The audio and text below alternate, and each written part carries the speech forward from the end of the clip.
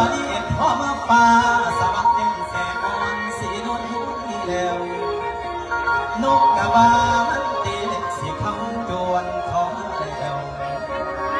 ยิ้มแต่เสียงแซวแซวในน้ำเดินว่ามวนสาวเอ้ยสาวอายอยากขอทบทวนอดีตหลังน้องเอามาบอกแม่สู่ฟัง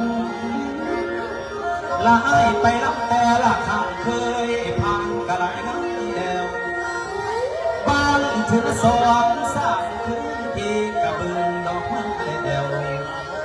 ยังว่าแก้วคือน้องอายยืนมองจนตาดำขอห้อยยิ้มในเดือดคำขออายสดน้องอายเสื่อมเสียของอะไรบ่สิ้นใจละเถิงว่าบ้านอยู่ไกลใจพี่อยู่น้องก็ได้ใกล้สิได้บ่โน้ตตามแล้วบ่สงสารบ่การอยากบุญนำพามุกเองหรือสิเดินแม่นทางโค้งถึงป่านใดปีกสิลดขอกาดำเต็มโคงไปหาเจ้าดอกบัว